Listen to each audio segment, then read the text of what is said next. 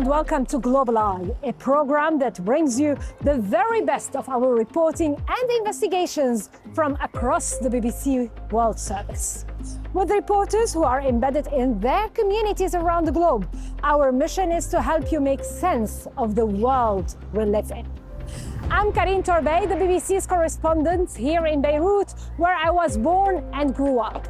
I've reported on the extraordinary power shifts here in the Middle East for over a decade. But the events of the last week have been seismic. Over the next half hour, I'll be your guide to what brought us to this point and what the coming weeks could bring. Coming up on the program, Nawal Al-Makhafi reports on the events of the last week and looks at how BBC Persian, banned from operating in the country, gets information from inside Iran. And the ultimate act of defiance, star of an Oscar-winning film, Tarani Ali Dosti, whose photo without a headscarf on social media became one of the defining images of the 2022 anti-government uprising in Iran, speaks about the impact of the protests and her time in prison. Lebanon is the second front in the war, with Israel pounding large parts of the country and displacing hundreds of thousands of people. This came after Lebanon's Shia group, Hezbollah, acting in alliance with Iran, launched rockets on Israel to avenge the killing of the Iranian Supreme Leader Ali Khamenei and retaliating to near daily attacks by Israel despite a ceasefire that put an end to another full-blown war just over a year ago. So how did it come to this? An entire region now consumed by an escalating conflict. Nawal Al-Megrahi reports on the events of the last week. Operation Epic Fury, one of the largest, most complex military offensives in modern history, is a culmination of long-standing tensions that on February 28 finally erupted into open conflict. A short time ago, the United States military began major combat operations in Iran. Our objective is to defend the American people by eliminating imminent threats from the Iranian regime, a vicious group of very hard, terrible people. Its menacing activities directly endanger the United States, our troops, our bases overseas, and our allies throughout the world. Israel and the US went to war with Iran just after breakfast time, hitting the capital and sites across the country. Donald Trump wants to bring down what he described as a very wicked, radical dictatorship. Meanwhile, millions of ordinary Iranians are caught in the middle. This is a country scarred by months of protests and deadly crackdowns. In January, 92 million people were cut off from the internet following the deaths of thousands of anti-government protesters. Now, within hours of their attacks, Iran once again fell under an almost total internet blackout. Getting accurate information out of the country is a challenge. This is the heart of our coverage, BBC Persian, which broadcasts across multiple platforms and is consumed by 24 million people a week around the world, the majority in Iran, despite being blocked and routinely jammed by Iranian authorities. Within hours of the offensive, reports came in of a strike at a school in Minab, southern Iran, near an Islamic Revolutionary Guard Corps base, which has previously been a target. Iranian authorities say 168 people, including children, were killed. BBC Persian teams cannot visit Iran. They have a forensic journalism team dedicated to sifting through video material that's coming out of the country. They were one of the first media teams in the world to report details of the school attack. When I first heard about the school being hit, first thing come to my mind was that where it was exactly, to geolocate the school on the map and see maybe there was any other like military targets around it and it was a mistake. So that was initial thoughts coming to my mind. And you could see on some satellite images that there are marks on the playground that you could see this is a school. Initially we thought that this is just a girls' school, primary school, but then we're trying to verify the killed children, and there was this massive funeral for them, and we looked at the pictures and we realized more than half of them were boys. I wanted to ask you about who was responsible for this attack. We are digging on videos and everything online to see if we could see any remnant of the missile, so would have give us some clues about the make of the missile. Where does it come? Which army uses this kind of missile? But so far we haven't found anything, and we carry on investigating, and we are pressing both Pentagon. Our reporter in Washington asked the US Defense Secretary about, did you hit the school? And the secretary said that we never deliberately hit any school, but he didn't deny it, that it was them, and he didn't confirm it. سلام، خوش آمدید. خبری فوری به دست ما رسیده. همین لحظاتی قبل شبکه خبر جمهوری اسلامی کشته شدن علی خامنه‌ای رهبر جمهوری اسلامی را تایید کرد. 30 bombs are thought to have hit the Supreme Leader's compound, killing Ayatollah Khamenei and a significant number of other senior intelligence, military and security personnel.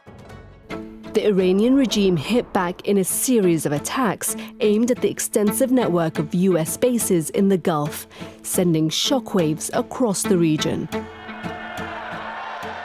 Thousands of supporters of the Iranian regime gathered for the first of 40 days of mourning for the supreme leader. This was a city under attack, but the regime maintains a solid base of support, and its power is centered on a complex network of political and religious institutions. Iran is not a monolith. There are different groups of people in Iran. There is a minority who fully support the Islamic Republic of Iran and its aggressive agenda and anti-American, anti-Israeli agenda, think that Iran is right to follow a path of resistance. There's also another group of people who are so fed up with the Islamic Republic that they are cheering the bombings, and they think it's a price worth paying in order to see a regime change in Iran.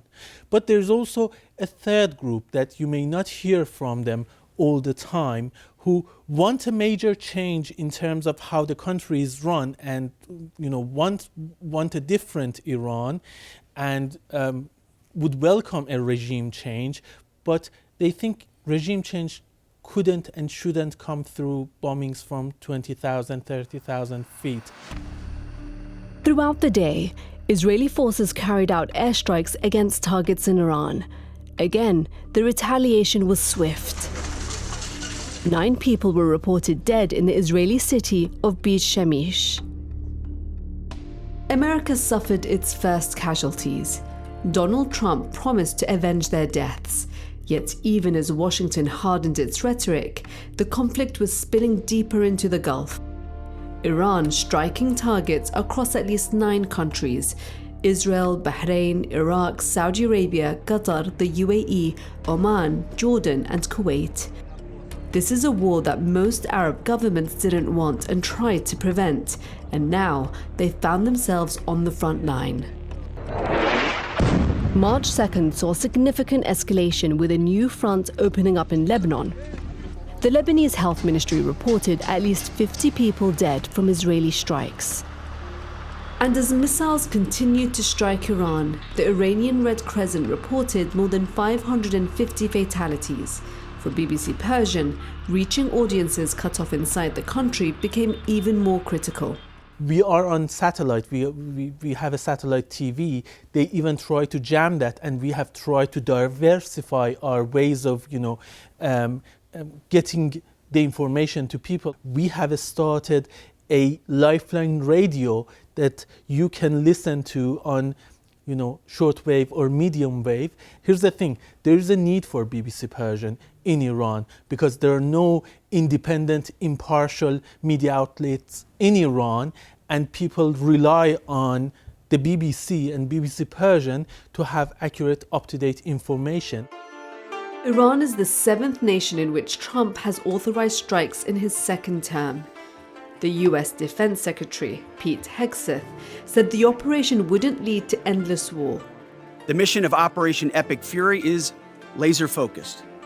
Destroy Iranian offensive missiles, destroy Iranian missile production, destroy their navy and other security infrastructure, and they will never have nuclear weapons. But critics argue the White House had failed to make a consistent case for why the war started, or what America hopes to achieve. By the 5th day, the war had escalated far beyond the Middle East. A US Navy submarine torpedoed an Iranian warship off the coast of Sri Lanka, raising further questions about the legality of America's claim that this is a war of self-defense. For some Iranians living under daily bombardment, the only option was to flee. BBC Persian spoke to some of those crossing the border into Turkey. Honestly, people are completely stressed. The situation is critical. No one is really themselves.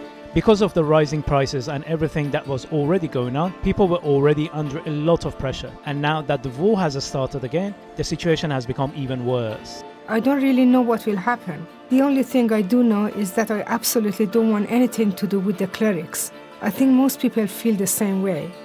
The US and Israel argue that their actions will pave the way for peace and stability. But in a country almost 3 times the size of Iraq, further violence and instability could lead to a new refugee crisis across the Middle East and beyond. As this conflict goes into its second week, with the news Iran has named Mujtaba Khamenei, a son of the deceased supreme leader, as his father's successor, BBC Persian staff focus on what they are there to do, despite the many challenges. We try our best to be there as storytellers. Our job is to find out information and share that with our audience anywhere we can, and that is what we try to focus on. It's not easy. You see people in tears, you see people very upset, and we try to support each other as much as we can. But it has never been easy. If it was easy, there wouldn't be a need for BBC Persian. The reason there is a BBC Persian is that there are people who need us to do this job. Iran's geographical location is key to understanding the regional and global impact of this conflict. In particular, its ability to curtail the flow of oil and gas through one of the world's most important shipping lanes, the Strait of Hormuz. It gives Iran huge leverage over the world's economy. The BBC's global journalism team has taken a look at how the geography of the region could affect the future direction of the war. This is the Strait of Hormuz. It's what is called a choke point. It's a narrow strategic route for global trade that is used 24/7. This bit here is just 39 kilometers wide. This shipping route is how we get 20% of the world's oil and gas, as well as 30% of urea that helps us make fertilizer to grow food. Iran is using its military to disrupt traffic through the strait, which is something they've done before. It's a very important trump card. Shipping companies are no longer going to the Straits of Hormuz because they're worried their tankers or their ships might get stuck. Gulf countries use this strait to import some food and products from other parts of Asia. So closing it comes at a price for Iran too. This is something the Iranian regime has decided. We're just going to have to bear the economic cost of this, bear the burden of this, but we're just going to make everybody hurt as a consequence of this. And we can see the impact of that already. The price of oil has gone up, and you can see from this time lapse how the strait was incredibly busy before, and now it's not. And there's another choke point that could disrupt global trade. It's not in Iran's control, but it's close to one of its remaining allies, the Houthis, the militia group based in Yemen. Ships crossed the narrow Bab el-Mandeb Strait to go through the Suez Canal and up into the Mediterranean Sea.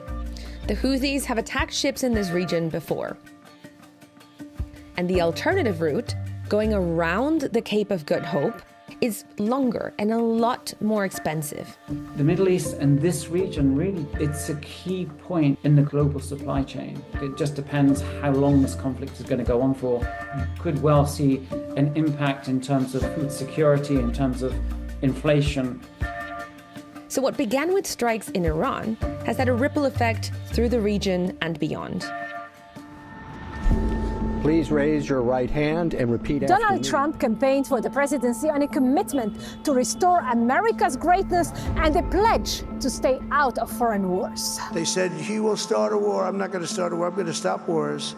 But since he returned to office last year, he has expanded U.S. military reach, removing former Venezuelan leader Nicolas Maduro from power and now going to war with Iran in what has the potential to become the biggest U.S. military campaign since Afghanistan and Iraq. But Washington and Tehran were once close allies. So how did their relationship become so fractured? Oil was discovered in southwestern Iran at the start of the 20th century. This redefined the role of the country on the global stage and began a complex journey with the West, and especially the United States. A British company that would later become BP set up Iran's oil industry, and business was good. But over time, there were growing calls from Iranians for more control. The problem was there was so much wealth to be gained from the oil that was being extracted that then they could see all of that money just leaving the country. And so it's that history of feeling that this is oil on Iranian territory, under their ground, and they're not getting any of the benefit from it. One of the strongest voices was Prime Minister Mohammad Mossadegh. He came to power promising to nationalize Iran's oil, which he did in 1951. As a result, Britain, supported by America, boycotted Iranian oil, causing exports to all but collapse over the next 2 years. Then, in 1953, American and British intelligence agencies orchestrated a coup to push him out. So America saw Mossadegh as being someone who would develop ties between Iran and Russia. So basically, it was an opportunity that then allowed American oil companies to get a foothold in the Iranian market. The coup cemented control of the Western-backed Shah, or King of Iran, Mohammad Reza Pahlavi. For the next 26 years, with support from the US, the Shah built infrastructure, started land reforms, improved education, and gave women the vote. These very fast-paced social changes that are happening alongside this influx of enormous amounts of oil wealth into the country. And we see very fast transformations within society. The reforms boosted the economy, but not everyone benefited equally, and some religious leaders felt they were a threat to Islamic values. Then the Shah increased political control over society. In Iran, under Mohammad Reza Shah Pahlavi, becomes much stronger, and he has American support to train up his secret police, to interrogate people and to try and stamp out any possible areas of opposition. In time, the Shah's feared secret police, his opulent lifestyle, and pro-Western policies sparked riots, strikes, and mass protests from across Iranian society. And all this led to the Iranian Revolution in 1979, which changed the country completely. The religious leader Ayatollah Ruhollah Khomeini returned from exile and established an Islamic republic. This transformed not only Iran, but how it saw the world. پیروزیمون وقتی است که دست این اجانب از مملکتمون کوتاه شود. The shift from friends to enemies starts in 1979, partly just because of where the revolution ended up going under the leadership of Khomeini, whose rhetoric was anti-American. In November 1979, a group of students who said they were angry about America's treatment of Iran stormed the US Embassy in Tehran and held dozens of Americans hostage inside for more than a year. When the hostage crisis happens, the relationship fundamentally changes. Iran was no longer a friend and overnight becomes an enemy. In response, the US applied economic sanctions for the first time, banning all trade with Iran, including oil. Since then, US concerns that Iran could develop a nuclear weapons program have strained relations further and meant more sanctions. Iran has repeatedly said its nuclear program was only for peaceful purposes. There were attempts at reconciliation, but a breakthrough didn't come until 2015, when after more than a decade of negotiations, Iran signed an agreement to limit its nuclear program. In exchange, the US and others stopped crippling economic sanctions, allowing Iran to once again sell its oil internationally. This fell apart during Donald Trump's first presidency. He took the US out of that agreement and reimposed sanctions. At the heart of the Iran deal was a giant fiction that a murderous regime desired only a peaceful nuclear energy program. In June 2025, the UN's nuclear watchdog said Iran had breached its nuclear obligations under the Non-Proliferation Treaty. Iran condemned the resolution as political and has always said it has never looked to develop a nuclear weapon. Israel launched a series of strikes on Iran, resulting in a 12-day war between the two countries. This culminated in direct US involvement, including airstrikes on Iranian nuclear facilities. Our objective was the destruction of Iran's nuclear enrichment capacity and a stop to the nuclear threat.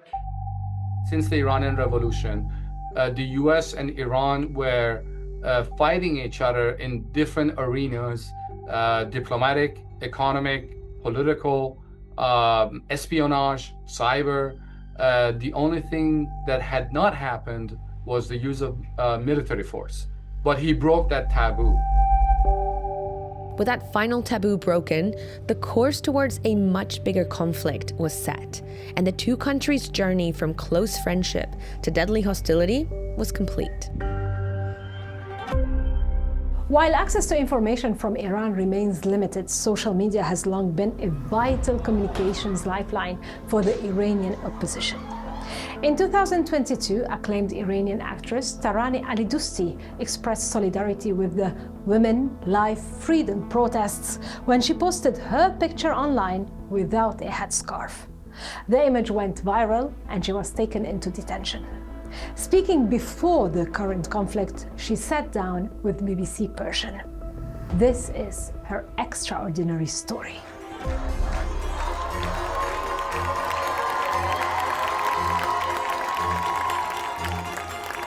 انقلاب مهسا برای من این بود که یه انفجاری در سطح ملی رخ داده برای تمام آنچه که من آرزو داشتم مردم همیشه بهش فکر بکنن.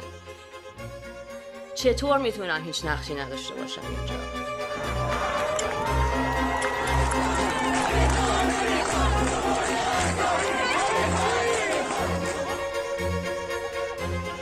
میدونستم که باید کار من کشف حجاب باشه.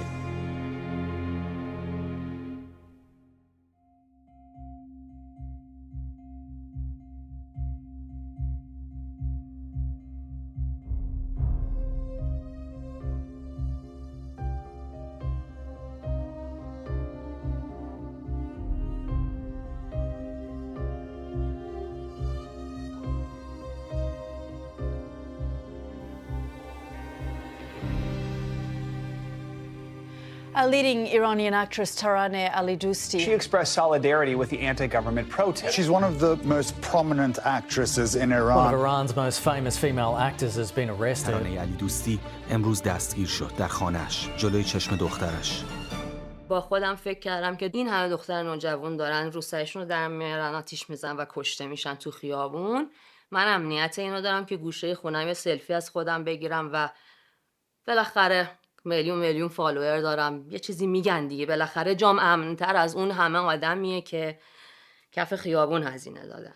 خیلی کارهای دیگه یا لحظات دیگه تو زندگیم بوده که ممکنه دستاورد به نظر بیاد. حتما بوده، دستاوردهای سینمایی بوده، فرهنگی بوده، گاهی اجتماعی بوده، ولی به نظرم همه این راه شاید باید واقعا رفته میشد که منتهی بشه به این لحظه.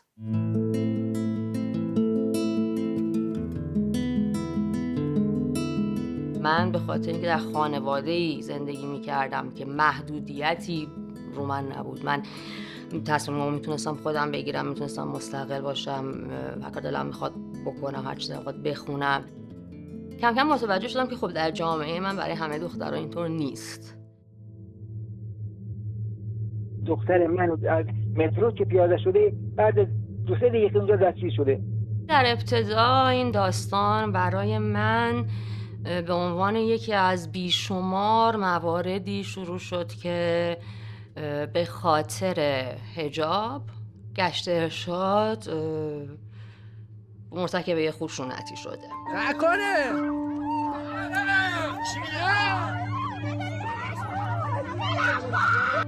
همیشه داشته عصبی و پرتنش میکرده جامعه رو گشت ارشاد تو این سالها و هی بدتر و بدتر شده.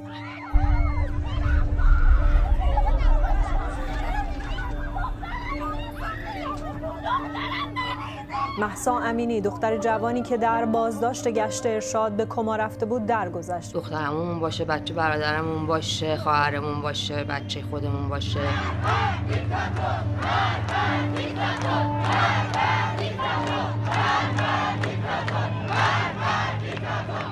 نمیدونم این لحظه جادویی چرا اتفاق افتاد، ولی یک ملت همزمان با هم فکر کردن که نمیتونن بپذیرن این موضوع رو و به بهانه این موضوع خیلی چیزای دیگر هم نمیتونن بپذیرن. کجا؟ زاهدان، کجا؟ مشهد، کجا؟ تبریز، اصفهان، شیراز، روستاها، انواع شهرهای کردستان.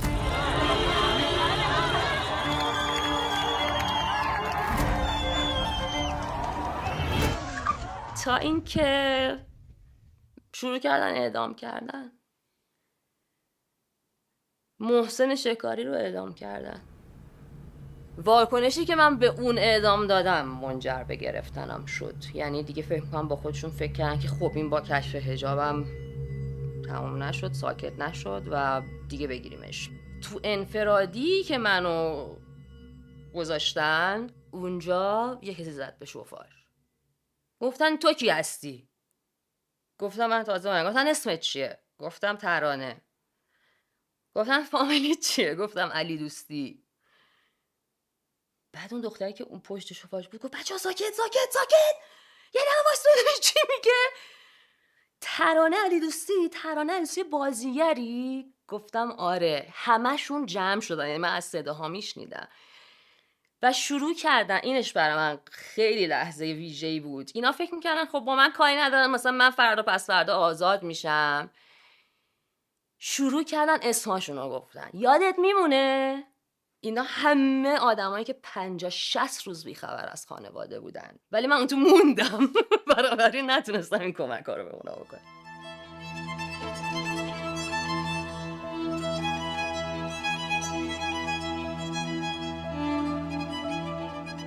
در طول 19 روزی که اونجا بودن دوستای خوبی اونجا پیدا کردم و دلم موند اونجا.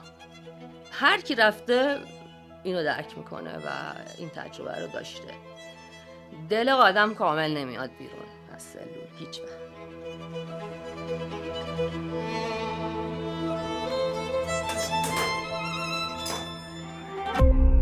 Thanks for joining me in Lebanon. We want your feedback on Global Eye. Let us know what you think on social media using the hashtag BBC Global Eye. We'll be back next week.